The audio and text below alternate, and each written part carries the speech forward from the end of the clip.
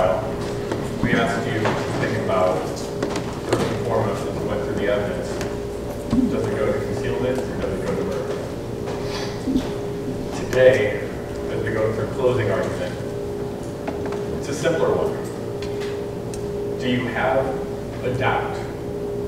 And is it a reasonable one? We're going to go through as much of this confusing evidence as we can. I'm going to try to break it down, all the important parts. Can't do all of it, obviously. We'll be here for another week. But as you see on slides, and you see what we highlight here, ask, does this give a doubt that's reasonable? Here's the central premise as we go through the first 10 or 15. And I know that we set up the how and the when. And I know that a lot of these records were fast and furious. They're flying through. The witnesses sometimes didn't quite make sense.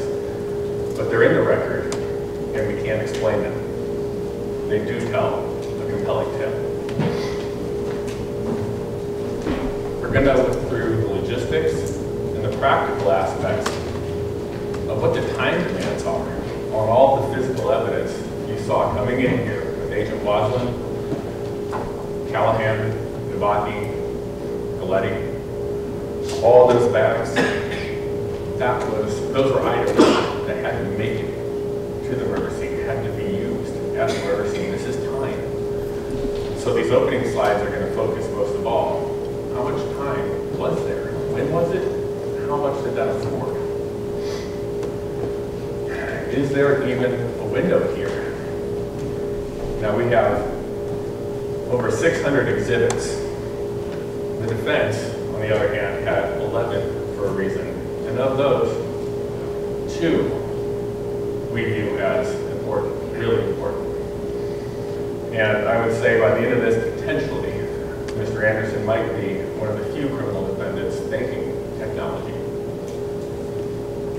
But before we get to that, I want to cover a piece of that technology that actually got lost here. Now, what we've got here, I don't know if you remember, but Sergeant Monroe went to Denny's. I think it was August 29th. They didn't get the video, but he did notate with timestamps when everything occurred. Up here, we see that he notes, before even the times were stated, a change of clothes. This is what he was looking for. He said it was very important for him to note the clothing specifically. Cliff wearing checkered shirt and blue jeans, dark colored hat. And then it begins, time at 5 a.m. Down there, 6:31 p.m. Cliff enters Denny's from the trucker side, wearing a black shirt, blue jeans, and a dark colored hat. Now, he said he took down these times carefully. He may not have checked his watch for synchronicity to present time, and that was a somewhat unresolved question. But we also know from Mary Maynard that she was there with him when he was writing down the times. She actually viewed the video with him, and she let him know that when she believed the change of clothes occurred, which she said to be midday. Bear in mind, she also said she was absolutely sure that Cliff was there at 8 a.m. And on the next slide, we'll cover even more. Phone records show that it's basically impossible. It's not that she was wrong. We all remember what we remember. He was there, but he couldn't have been there then. And what stood out to us, Sergeant Monroe's there August 29th. The police go back. I think it was even Agent Galetti, Special Agent Galetti, September 16th. By that time, this had been passed on. They knew they needed hard drive space. They talked to Mary. They don't get the video. The video is never procured, but they talked to Mary at that time, April of 18, June of 18. Meanwhile, they know that this video would be definitive if it proved what Mary said. But Sergeant Monroe had already taken this down, taking into account with her there what she thought. He heard it. He must have cast that aside as inconsistent with what he viewed on the screen. Also bear in mind, Nathan was home all day. Diane gets home from work at 2 or 2:15. The phone records are also going to help show where Mr. Andersen was not. It seems difficult for him to do everything required, going to the house, 104 Fifth, going home, we're going to cover this in detail, change clothes, and get to Denny's. I think by the end of this, you're going to see Sergeant Monroe had it simply right. It was in the evening. So there it is. Before even the timestamps. 6:31 p.m. That's when he knows the change of clothes. Where's the biggest gap there? 2:31 to 6:31 p.m. We do know he went home then. At some point, because the phone records show him to be in Granville. Maybe it was 5 p.m., could have been evening. A lot of us change clothes before we go out to dinner. That would be normal.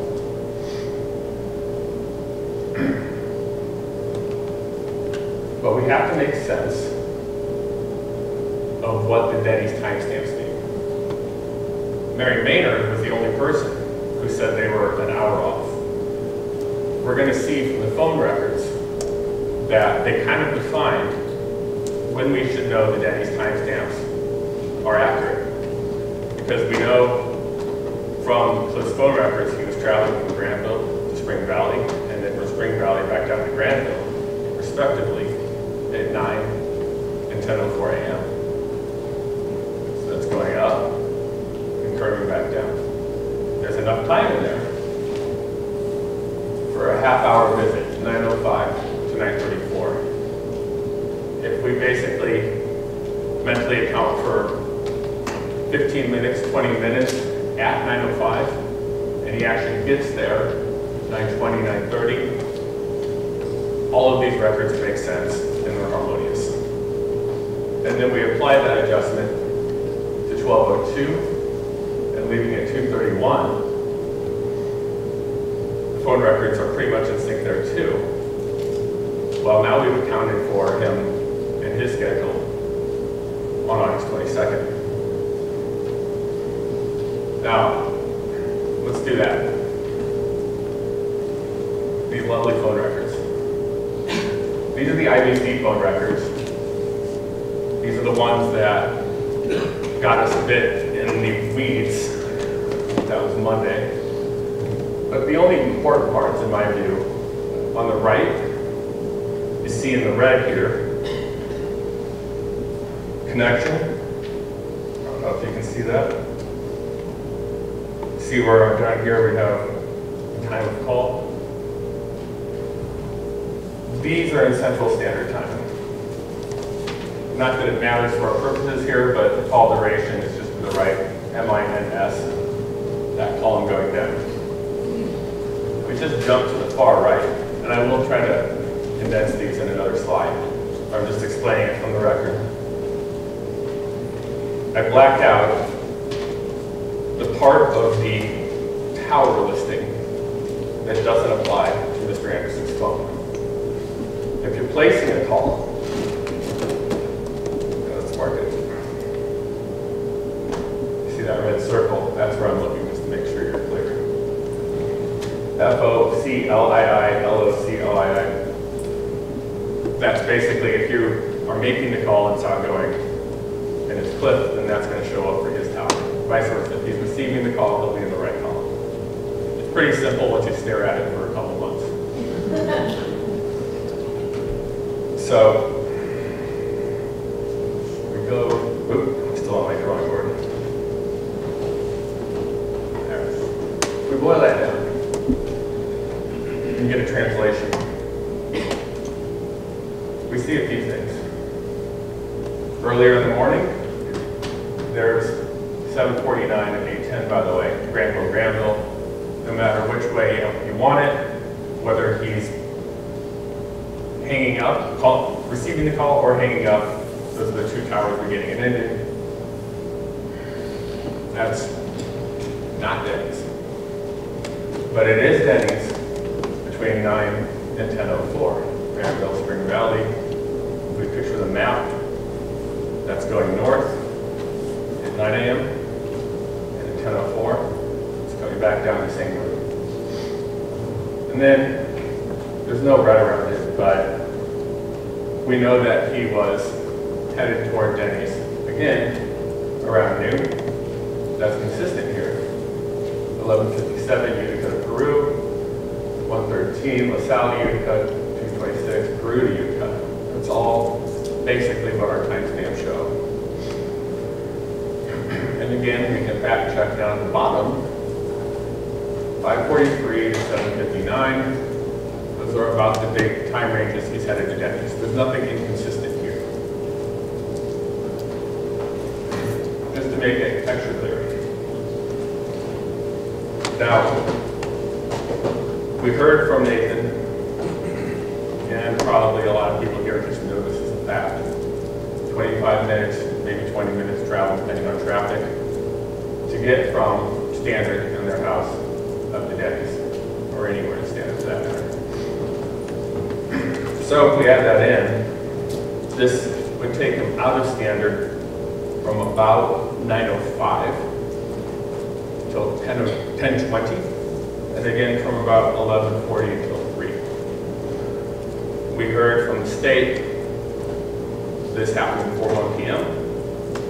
So that's really the time we need to account for. And I would add that we heard from Dr. Denton that Miss Dewey had a cracked watch that said 9:07 a.m. When we think about the fact she was seen leaving the pharmacy at 8:43 a.m. and the travel time there, that would suggest leaving, arriving, and this happening effectively immediately. And that would put him either at Denny's or en route to Denny's.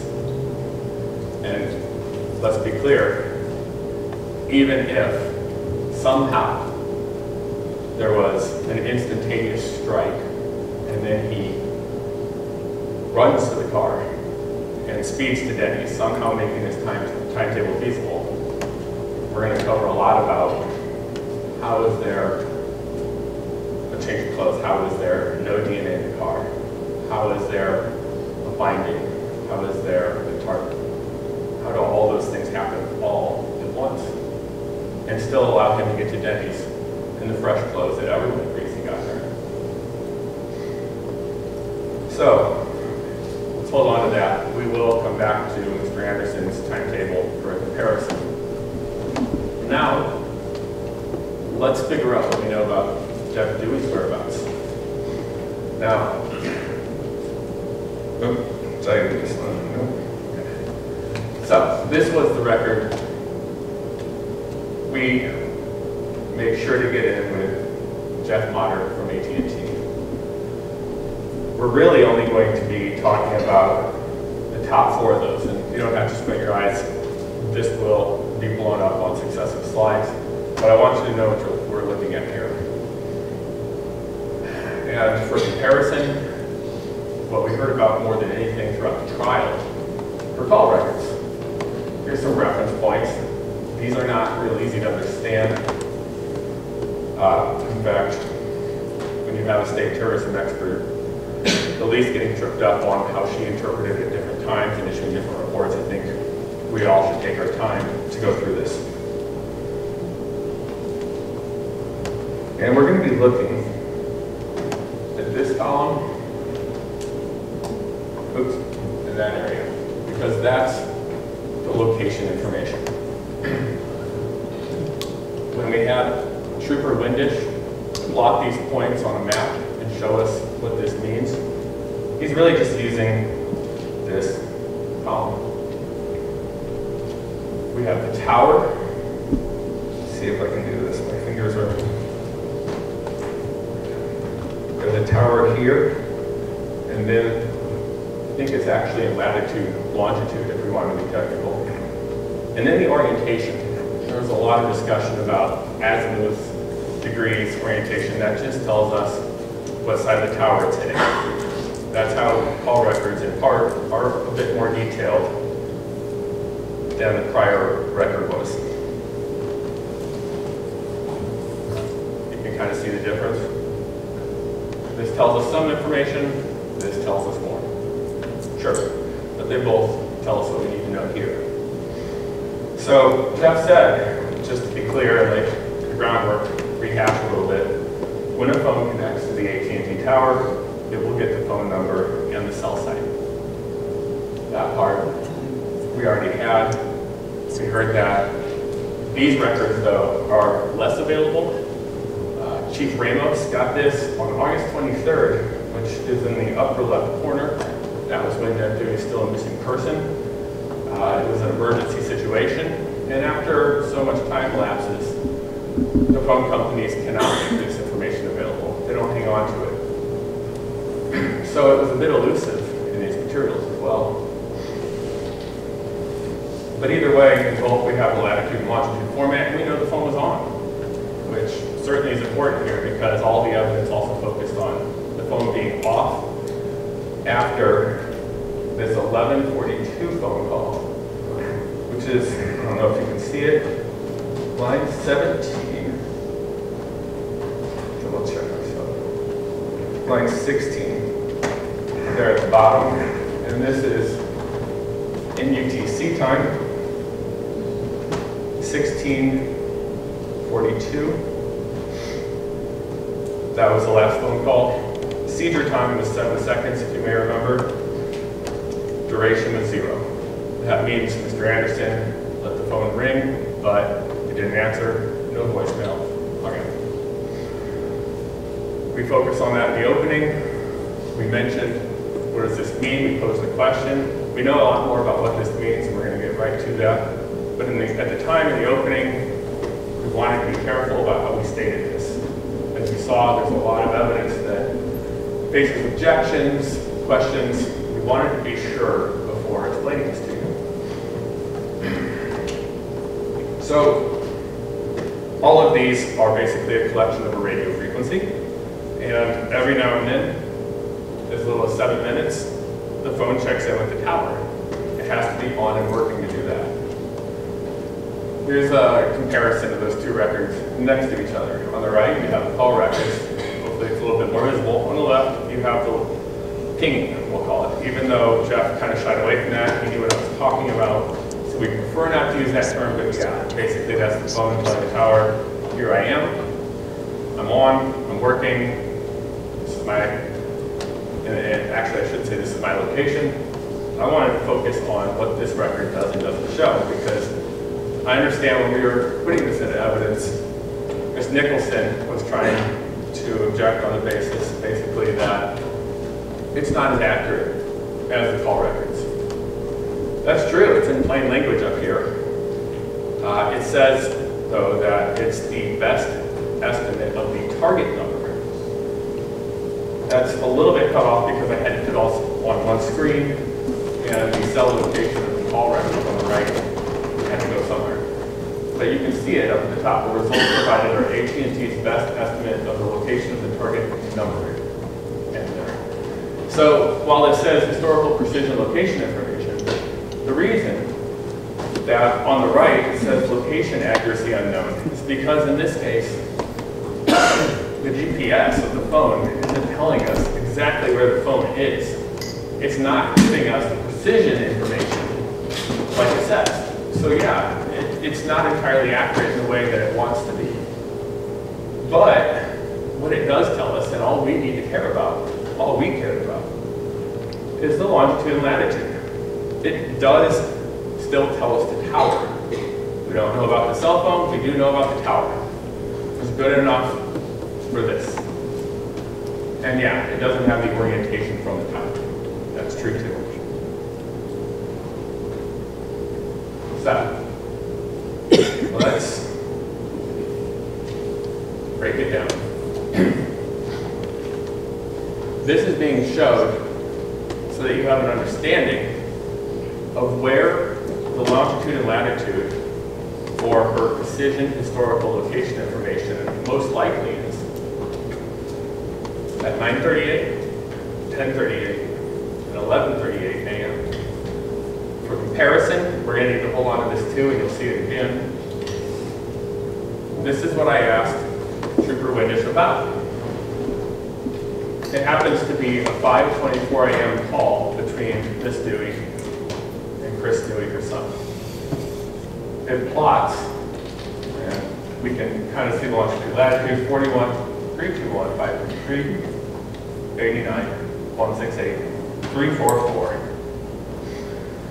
So, as he said, it's 1/1000th off from what the historical precision location, longitude and latitude are. Very, very close. He just couldn't say it was identical. So, we're going to work from just, so you know where we're looking, these top three. 1, 2, 3. It works down to up. The latest times are at the top. So, I know it's pretty tiny here, but that on the top is the 16:38, which is to say 11:38 a.m. check-in in the front of the tower, 10:38, 9:38. Those are all the same.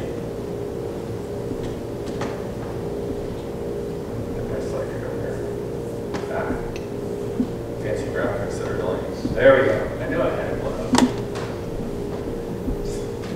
There it is. And that's pretty similar longitude and latitude. Just so you know exactly where we're looking. All right. So, a couple comparisons. Up at the top, we see Trooper Windish's exhibit. At the bottom, Defense Force. What's telltale to me, this farm ground. It has an unusual shape. You have the county line here, or some sort of map line that's not a physical feature. Roads. Same thing. Relative to the towns, also the same. The river. And as he said, St. Bede has a tower that services 3 to 5 miles of that particular town. Now, we're going to come back to that one more time, but let's address, we've been calling it the 11:42 a.m. call, which is technically correct, although it's 54 seconds. I think of it a little bit more as the 11:43 a.m. call. Now, this is where we might have to dredge up some of the azimuth talk. We have the orientation. I think when it faces this way, although it wasn't, to my recollection, explicitly explained, it's pretty self-evident. At least point, and there would be 3 directions from any tower. And this has kind of a wedge shape that actually points up here and hits a lot on Route 251. So, this is where we were in the last slides. And that has a shape here. Now, admittedly, historical precision information, we just know it's this area. We can't automatically assume it's this. We don't have that data. We do know that at 524, that's the direction that tower was being used by Miss Dewey's cell phone. And then it likely hit that same tower, so 9:38, 10:38, 11:38. And bear in mind, this tower could be picked up here. And we have a couple pieces of testimony.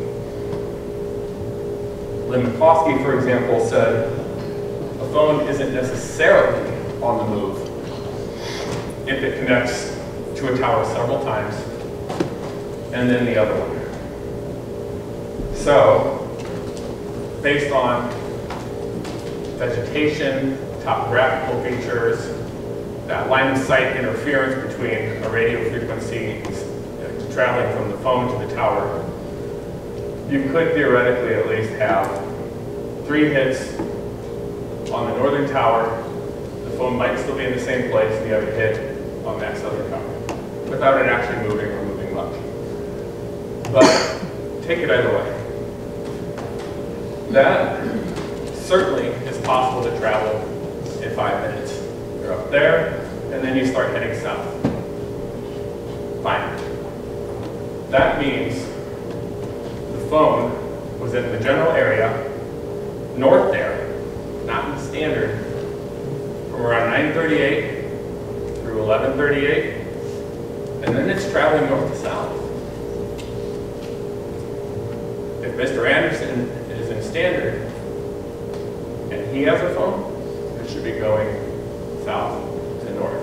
I suspect the state entered this exhibit because they believe he could have been traveling from standard along through Cedar Point, turning north, and picture tossing the phone out the window, but the directional movement, or even accounting for the towers so that it's still in the same place and picking up at the tower due to circumstances that phones have.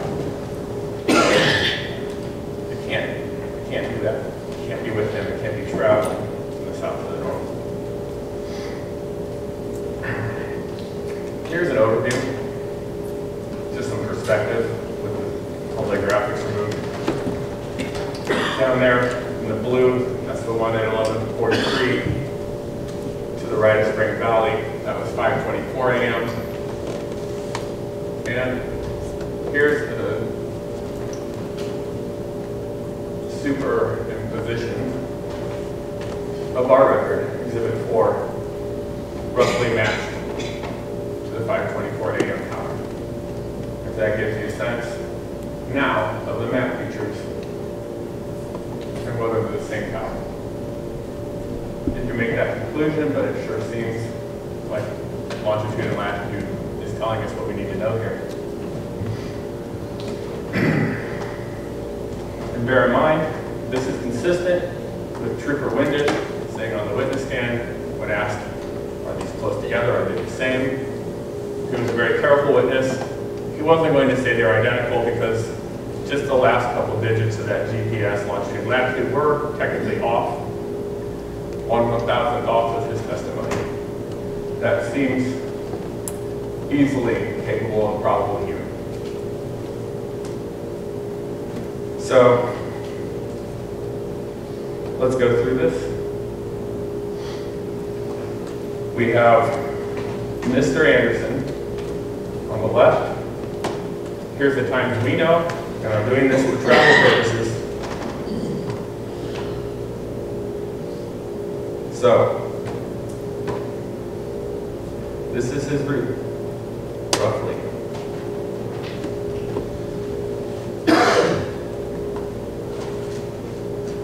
(9:05), 9:34. We know in the phone record, right here. Oops, right here. That happens again in reverse at 10:04. And he has to be at Denny's there. And then repeat that, roughly speaking, for the later time. Expand it for the travel, and you have his seconds. Miss Dewey.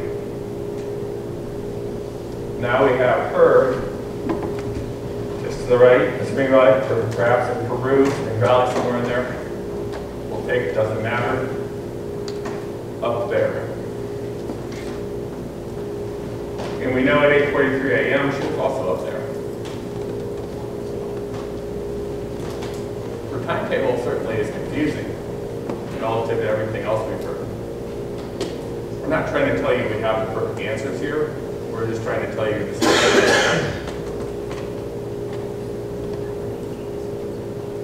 Bear in mind, she's got travel time too. 9:38. If she's up there, it's got to be 10, 15, 20 minutes.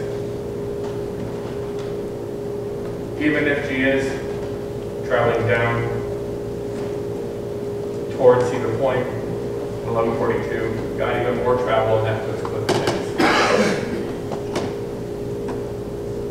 All right. Hopefully that makes sense. Of the phones, the GPS, longitude and latitude, that's about as much sense as I've ever been able to make of it. But it seems to paint a pretty clear portrait that Mr. Andersen was otherwise going to laugh, that he was stressing about in those jail calls that you heard. Turns out, there's some truth behind that after all. So, Chris Dewey, first witness, seems like a long time ago. He said when he went on August 23rd, her storm door was open, and that was a red flag. So I want to talk about this because it does relate to the times we just saw. She's at the pharmacy at 8:43 a.m. Does a person leave their storm door open if they're going out for the day, if they're going to travel? They don't often go out of town. If she was planning to go very far, we would think she would have packed up for the day. There would have been maybe her glasses removed from the counter, plans laid. But there weren't. She was probably staying regional, turning back. 9:38, 10:38, 11:38, that's still in that area. It's not standard. Standard would be a trip order. So that's her schedule, her itinerary. And we know she was also doing those errands, small errands. Pharmacy, appointment, attorney hair's written. $2, $3.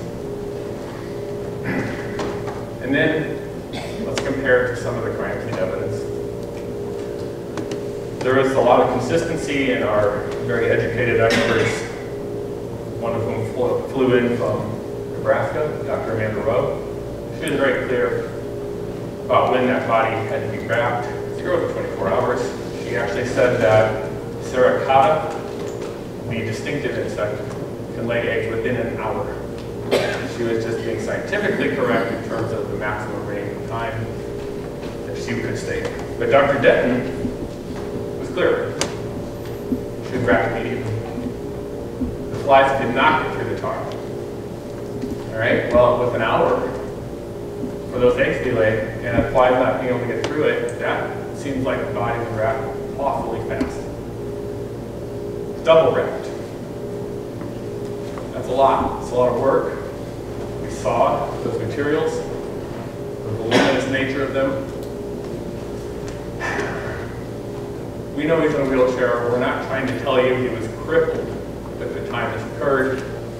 It's more of a practical question. Can anyone, as a single person, do all of that?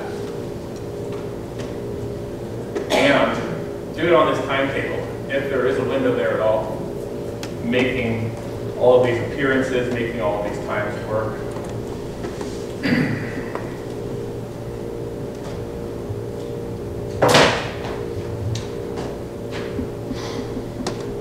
So, 2 tarps and some notes. Found many times, I've read that people say, duct tape in addition. He needed those, correct? So, I know they don't have to answer the motive, but if this was a crime from emotion, some sort of confrontation or argument, well, then it's not planned. You don't have those things in your car. You have to go home, do something to gather all of that. That's time. Or consider after the fact.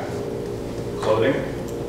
There's a reason we were asking pathologists, CSI Stafford, what happens with these types of strikes? Is there a lot of blood? Yes, there is. It likely got on the assailant. Well, that doesn't allow you to go to Denny's and in a fresh manner, certainly not in the timetable we saw.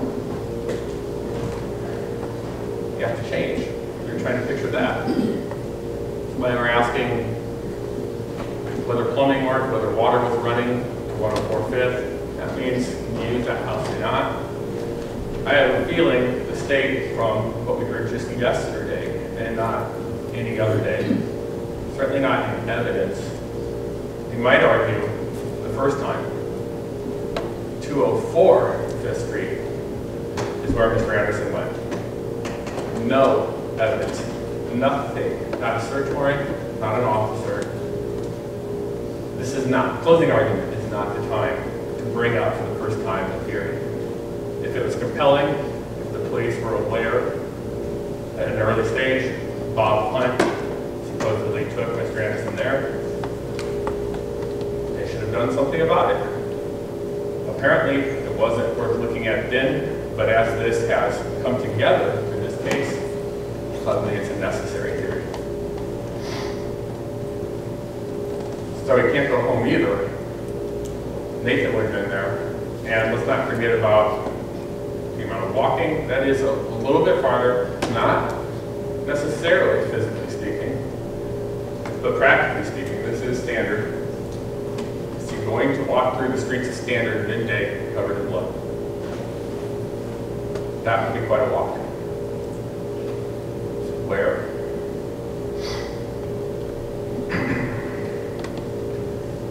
So, this might be a time to remark on our questions.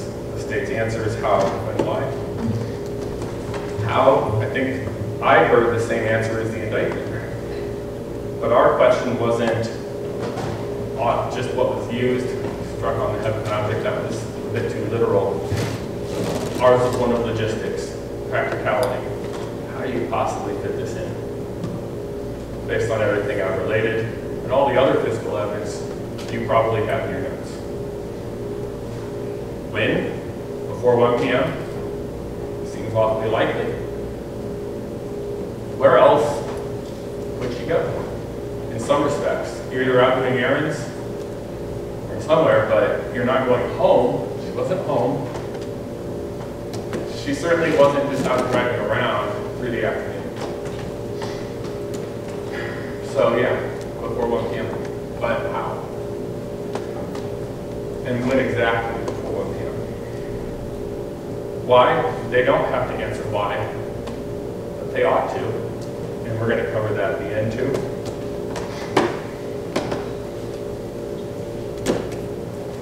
But let's go through this even further, pull up our sleeves, so to speak, and not just talk about duct tape and the practicalities of it, but the forensics of it.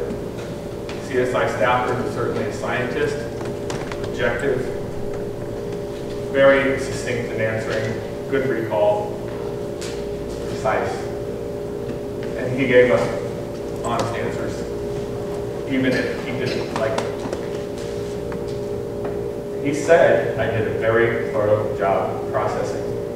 I found no blood, no DNA in any of these areas. Kitchen sink, bathtub, shower. This is all in 104.5. Nothing in the kitchen or the bathroom at all. He did check the washer and dryer there. Nothing. And then the cars. The Impala. He checked for transfer, which is DNA running off.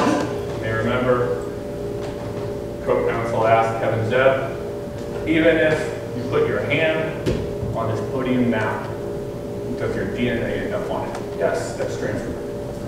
No DNA anywhere, including the cars. Trunks, brakes, gas pedals, floorboards, and driver's seat, carpet. They cut out sections of each car. They tested and tested and tested. It wasn't there. Same rigorous searches were undertaken in the captain zone.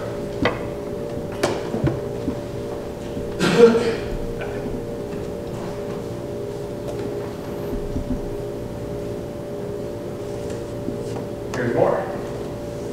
This is more specific to Mr. Andersen, of course, because a lot of it is either what he was wearing or immediately recovered from the crime scene because it was potential murder weapon.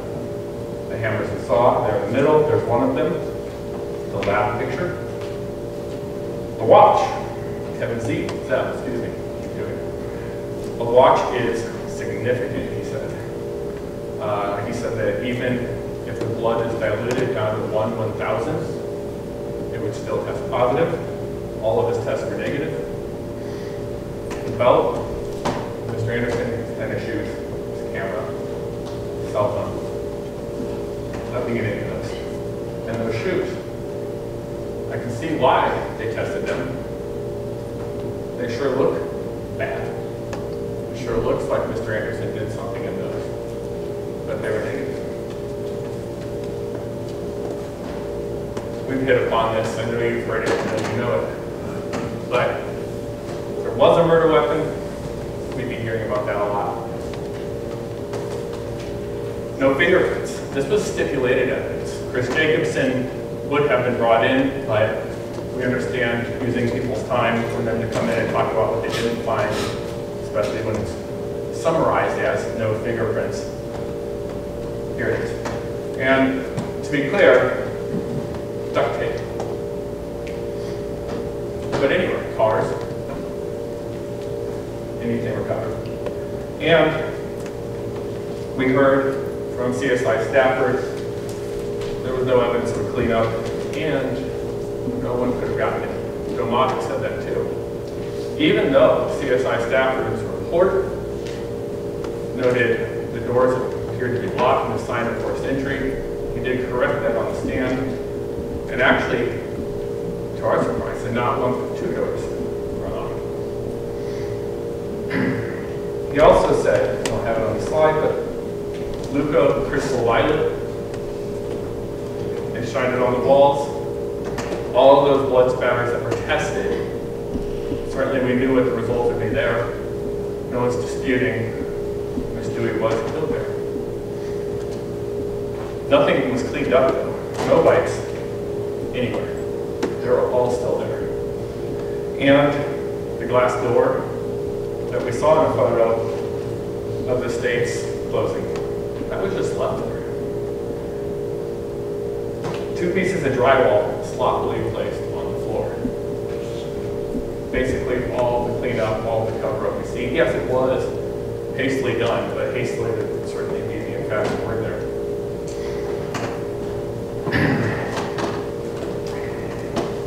So, DNA and time. A lot went by.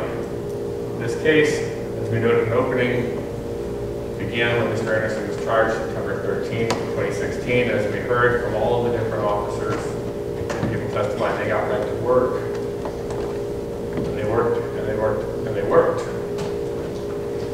The DNA was still coming in mid-2017 before any sort of results came out. They talked about shipping to an outside lab. They did dozens, if not hundreds, of swabs. They did 4 major case reviews. And I know everyone's rattling off these experts. Maybe they make a little more sense now that we've seen some of them. Jennifer McRitchie, Kevin Zeb, Jamie Jett, who did carbon analysis, Chris Jacobson, police, various investigators are in charge of prosecution. That's a major case review. And they weren't finding anything probative. Kevin Zeb said, I spent a lot of time seeing if anything was present. And here's the tool they were using, sensitivity on it.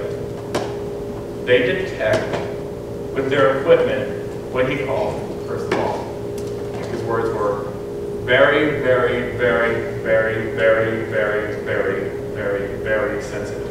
I think kind of denied when he said it. It picks up DNA incredibly well, better than it ever has before, better than 32 years ago, as he outlined at least 6 evolutionary phases through his career, leading up to his 197th time testifying. And now he analyzes less than 1 nanogram, a picogram, which made no sense to me. But it's 1 trillion, and I have to spell that out. It's about as comprehensible as the national debt.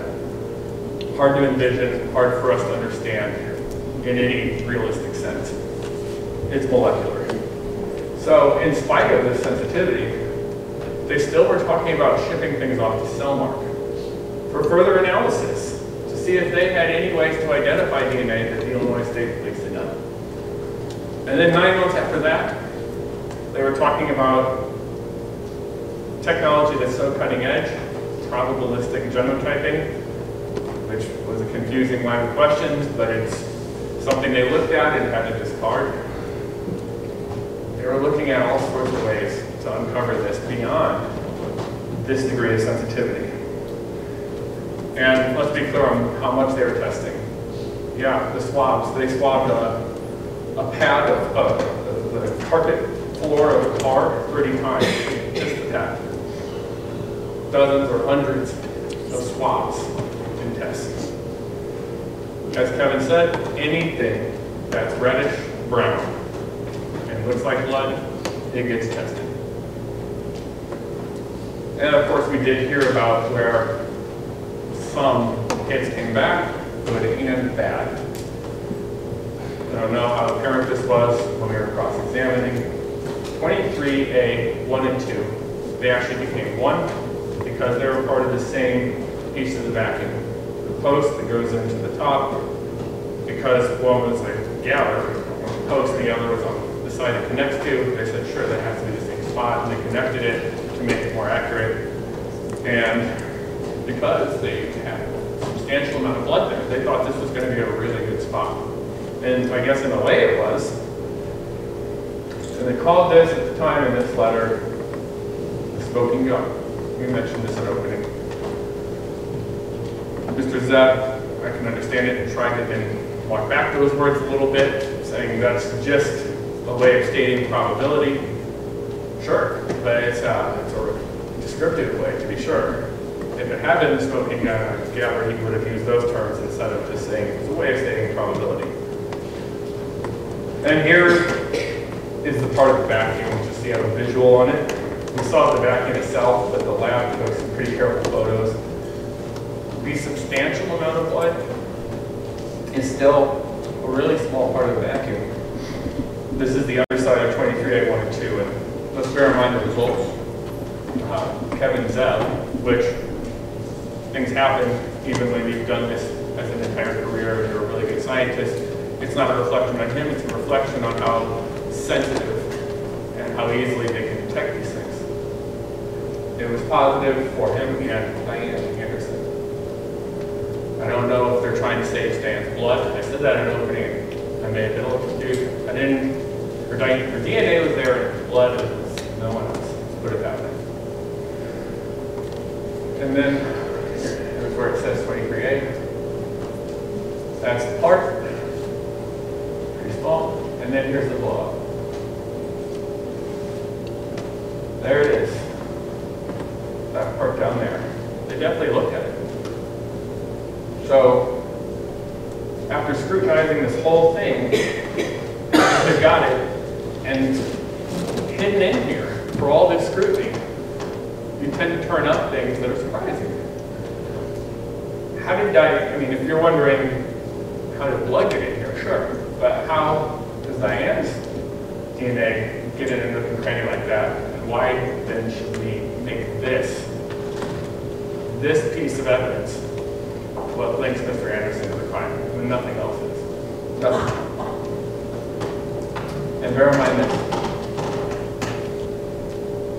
In the carpet vacuum, I found fibers. This is what Jamie Jackler said. We stipulated that too, so we need to cover it down. They didn't match. The carpet, they went and sent it to the microscopy lab in Chicago. And they thought, okay, this will tie it up with 23A. And 23A didn't hit, and then the carpet fibers didn't match. So what's stuck in the machine is not materials from that house. Meanwhile, what stood out to me, we do have testing on hair throughout this. No hairs, nothing else that would be DNA oriented, linking Mr. Andersen and Ms. Dewey in the vacuum. So Yes, we heard 91 positive. We had 3 people heard unidentified, the other 2. Mr. Anderson, Ms. Dewey. But it's in the carpet cleaner, and we saw that there was no cleanup of the carpet in the emergency room. Now I want to pause and remember something else that Jennifer McRitchie said. She was worried, and she tried to kind of explain that the DNA in her view wasn't going to be very good for the carpet. And there was this correspondence between her and, really it reached the top level. I think it was William Frank asking, should we try this? It's worth it? It's detergent, it's bleach, it's cleaning solution. I don't know if we're going to get anything. And basically the concern was detergent, dirt, water, diluting everything and ruining testing of the best looking samples in the carpet chamber. And William Frank said, well, the probability won't decrease. The detergents would stop the action of any nuclease with no impact on the DNA. Having deep products, and that might have been a typo, maybe it was dim, repeatedly contacting the internal parts of the machine as it washes will increase their relative proportions and help with the mixture interpretation. I would go forward with processing. And this is, I think, the carpet shampoo samples in general. So preservation is actually not a problem here. And that would apply to each either. But let's remember this too, preservation. Because we put on a lot of evidence. I know you heard about Ms. Dewey's wound, her surgery in 2015. You've got to be asking, how feasible is it for her blood from a surgery to still be in there?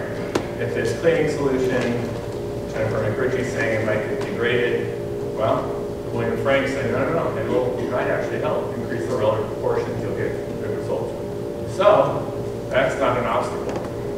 In fact, it might be later in time, not necessarily a problem. And bear in mind this is very compelling. CSI Stafford, no one had used the vacuum at 104th. Remember all those photos that they went through. There was a screw in the carpet, it didn't match anything. We're counting more in terms of all the stuff in the carpet. Dust from the drywall, easily vacuumed with chips, sawdust, clumps of hair, small debris pieces, small blue pieces of tar, bug larvae, something shampoo had gone through, supposedly. And the carpet was matted. And we saw those pictures as well. Nothing had run through that. Blood stains on the floor. There was no attempt, he said, to clean up the blood stain. Not cleaned to his knowledge. So here was a question posed of Jennifer McRitchie. If the unit is operational in 2 locations, you can probably see we were going with that.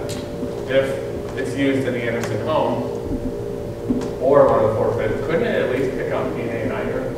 Yes. DNA transfers through touch, especially when we're doing 1 picogram. And when did it get there? Well, we can't tell from testing. That's the one part they can't say. All of them are in agreement, though. Ritchie, Zepp, Stafford, you can't tell the age, but it doesn't change. So, compare. Dr. Armstrong, the highlighting. Yes, she reported back to ER May 24th, 2015. You heard Diane talk about the red carpet, about the towel, about her staying in their house post-operative. We all heard she went to the ER. Dr. Armstrong was the treating physician. You can see here, it was bleeding, it was losing blood, it seemed to be much more swollen. Sutures may have broken loose. Mr. Dewey testified she broke a stitch. However you want to put it, this was softball sized in description, and this is 9 days later, as she had been in the Andersen house through that time. So, if you're wondering about doubts in DNA evidence, there's a lot that isn't there. stands out more to me. Given the sensitivity, all of those things are negative. All the ways that at least one of those things should have been in contact and used, hopping in the car, an errant piece of watch, something. No, the only DNA that's a hit is in the carpet shampooer that does have an explanation. The shampooer that, despite what Mr. Buckley said, he saw going into the house while going 40 miles an hour and looking over for 1 or 2 seconds. Look, if it went there, it wasn't used. We do know it was used in the Andersen household. And that's the only thing. And it has Diane Anderson's DNA in it just as easily. So why are we not asking if Diane is it at 1 4/5? It's just as logical as the other argument. So I'm going to turn now to motive. We asked a number of witnesses, pardon the pun, we wanted something memorable. Cans of soup, hiding money. Where does this money go? There was an equal amount of evidence, which is to say, one witness talked about her withdrawals, but no witnesses said what she did with the cash, but an equal amount of evidence about what she did do with her cash in general. All the witnesses were pretty clear who knew her habits, knew the way she managed money. She stores or hoards or whatever term you want to use, puts cash in freezers, in aluminum foil, in tins, fake soup cans, books, magazines. Certainly an unusual habit, one that's descriptive of a person. We did not hear about anyone from Denny's saying they were sliding money across the table. We did not hear about how this ever occurred in a transfer. The mystery here is not Mr. Anderson's finances, it's hers. And I've heard a lot about gambling debts, as though he would become desperate from gambling. The most that we can say is that he would have to be desperate to corporations that have to file small claim suits, as we heard one did, just to collect. 5 loans, we saw that it was 1/5, maybe, of the gross that he got into the bank account each month. That's not desperation. Diane Andersen paid these off within a year, thereabouts. Doesn't sound like desperation. But you can't be indebted. You can't owe money to a machine. There's no argument here that bookies, mafia, some nefarious force where you really owe money is coming to break your legs. This is just if you have cash, it goes in. Should he have done it? No. Diane didn't want him to either. There's a reason they had that blind spot in their relationship. It's not a positive trait.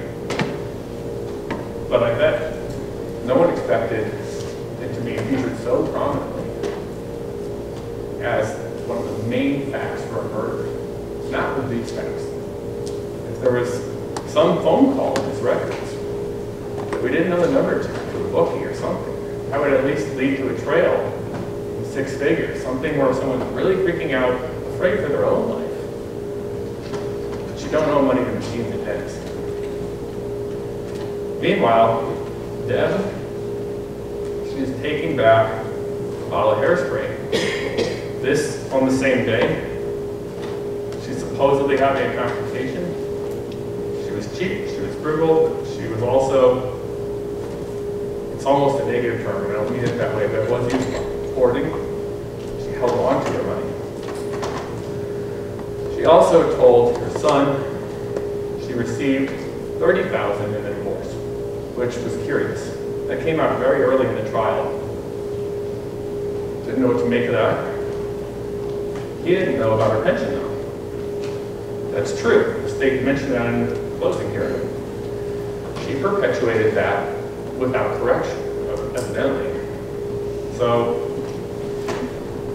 she was doing something else with the money.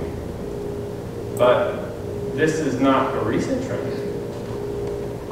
As Mr. McClintock, her former attorney, mentioned when he was on the stand, down in number 3, this was a pleading filed in a divorce, April 28, 2009. Get off there.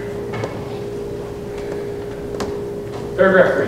The responsive pleading, this is Ms. Dewey through Tom McClintock, filing in court. The responsive pleading, they're responding to here, attempts to incorporate as Exhibit G financial records allegedly available to her, petitioner, but which prior testimony clearly established were those of son, Christopher Dewey. Here's a little bit off the page. See relevant portions of the transcript. Here's the transcript. This is a Q&A from court. In her favor, Mr. McClintock attached this transcript of her testifying and being cross-examined by Mr. Gerhardt.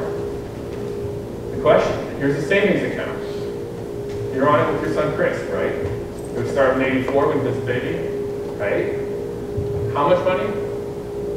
She says $3 shy of $6,000. And you have control of this account as well, don't you? I just have the book. I don't really have control. And you have the passbook for that account. That's another $6,000, correct? That's not mine, that's his. That's my son's. But you have the passbook, and you were the only one who made donations into that account. Is that correct? Yeah. What was the answer? Yes? Did you say yes? I put money into his account, yeah, but his name is first on the book. It's his book. So, something's off here. Either this was her account, but she lied about that, or it was Mr. Dewey's account. Something was really off with that testimony here. We don't know. But Mr. McClintock said that it was really Chris's account based on his investigation anyway, and she was probably on it for estate planning purposes. By the way, this is Exhibit G that she's referencing with the almost $6,000 balance.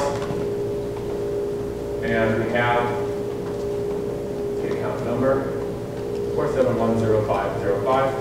Mr. Dewey acknowledged that's the same one that we see in 2011 that Eureka withdrawals go to and route through.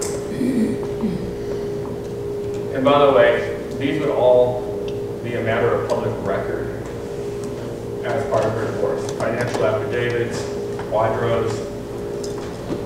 Anyone can look this up. Clearly we did. When we want to say that no one knew, well, no one except anyone who cares to look. And to a degree, Mr. Dewey became indignant. He didn't want to press the point. This is an emotional time, probably an awful time in the family, in every respect. Nevertheless, he seemed indignant about whatever happened back in that divorce. There was clearly some friction, and he takes an affirmative step and steps in. At the bottom of one, top of two, I pursue affirmatively state the information, financial affidavit, what I was talking about, the public record. Ms. Dewey filed one in the divorce. It's false, not true.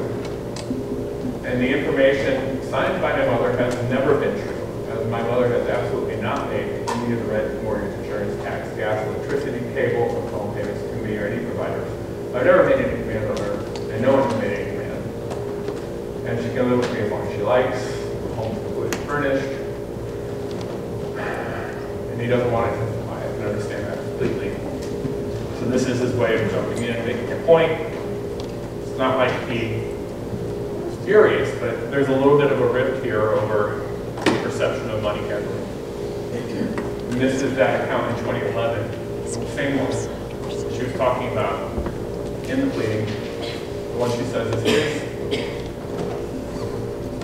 The interesting part that we found here, I'm trying to mark it for you.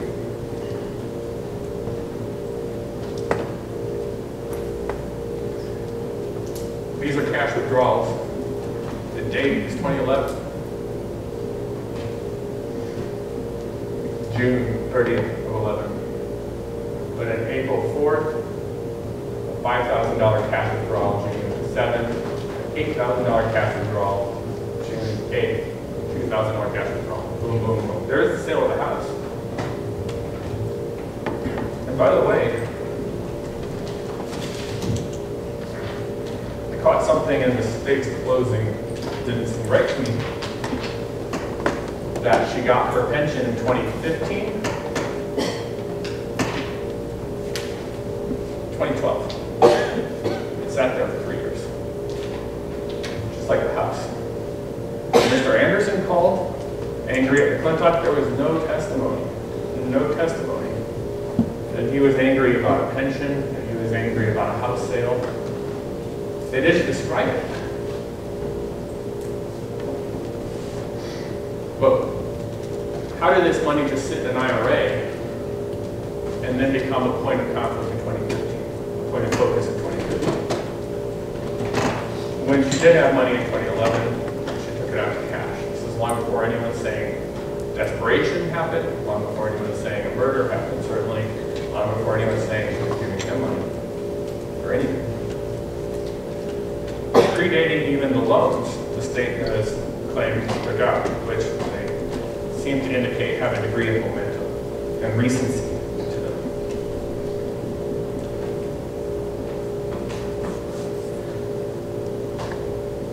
So, I think that was this one. Go back. I wanted to mention, other than Giuliano saying to the police, check the big soup cans, Diane saying so, foil cabinets, freezer, talking hands. She had 11,000, I don't have it up, I don't think, until it's out. Wanted Portland, her checking accounts, quite healthy in August of 16. They had a running balance of 11,000, as I recall, maybe 13,000 by then. It had been trending up through the summer.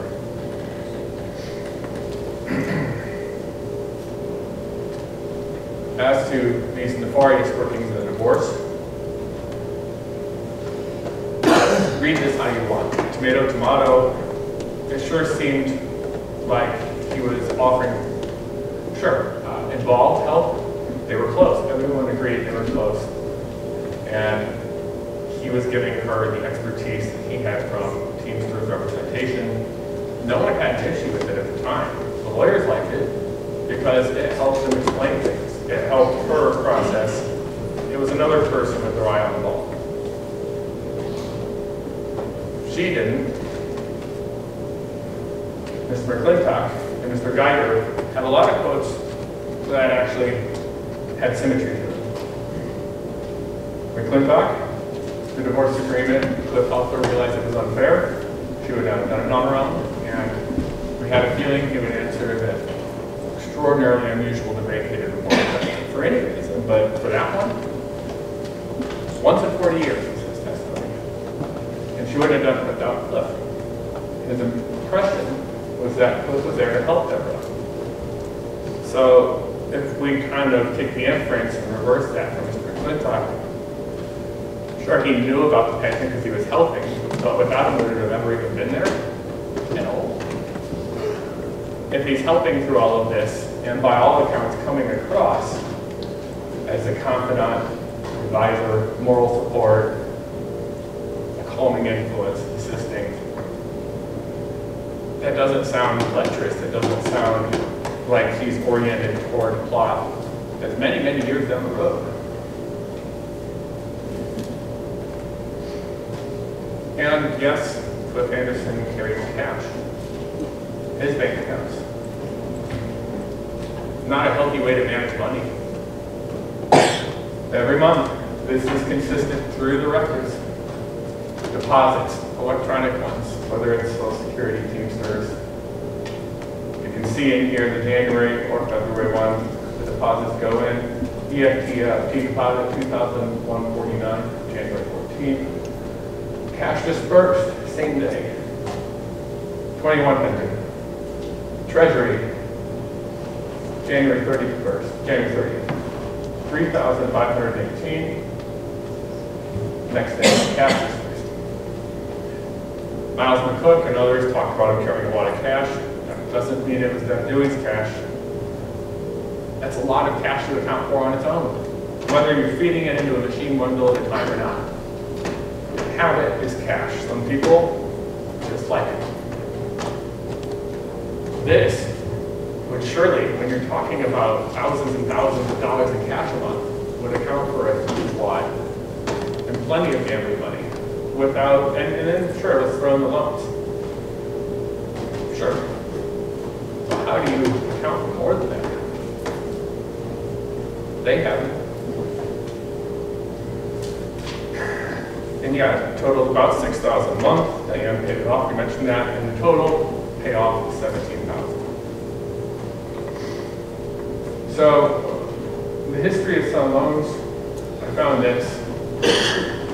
This is dated November 29, 2013. Mr. Wilson talked about August of 16, of course, but she and her company brought these records in. You see the red square just to pick something out.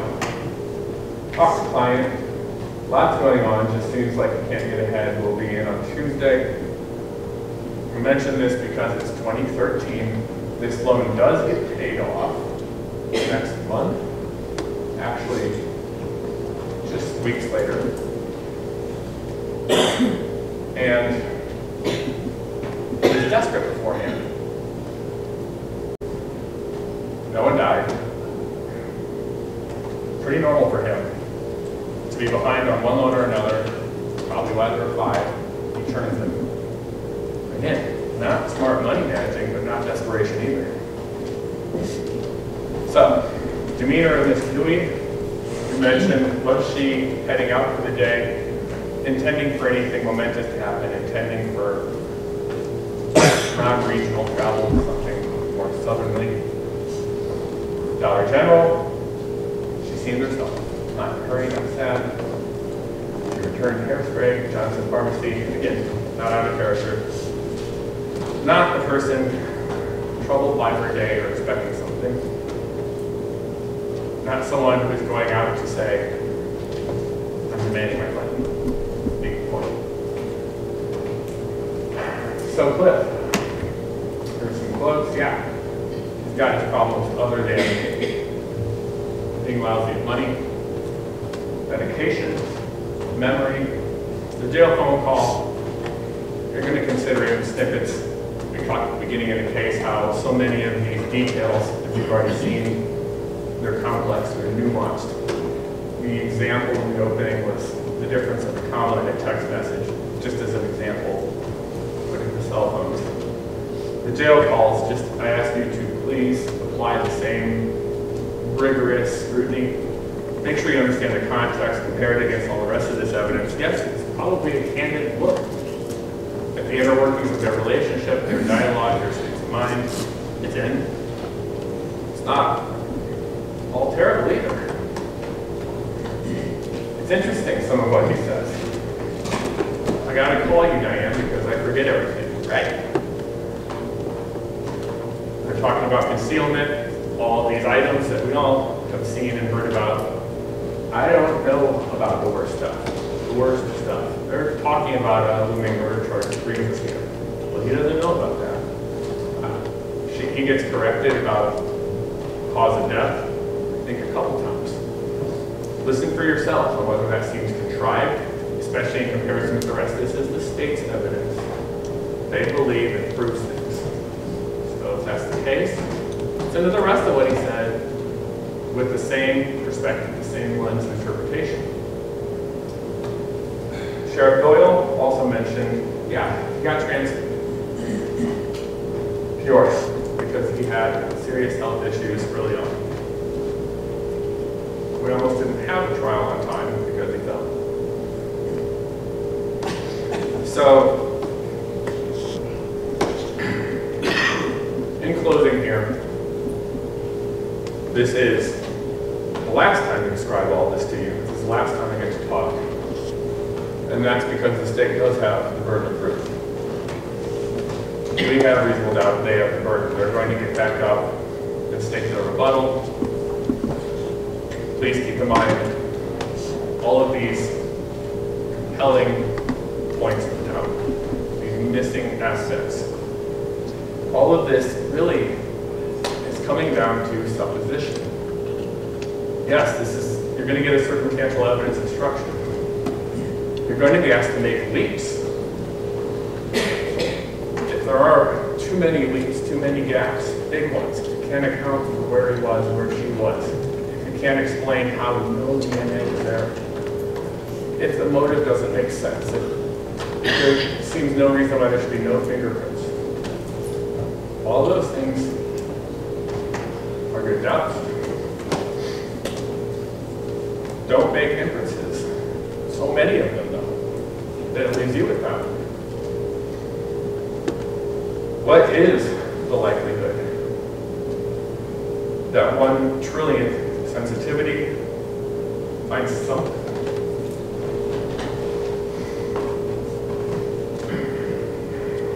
The police locked in on Mr. Andersen because of the phone calls on that morning, but now that we've really explored them, crisscrossed it with experts, you should acquit him because they weren't together.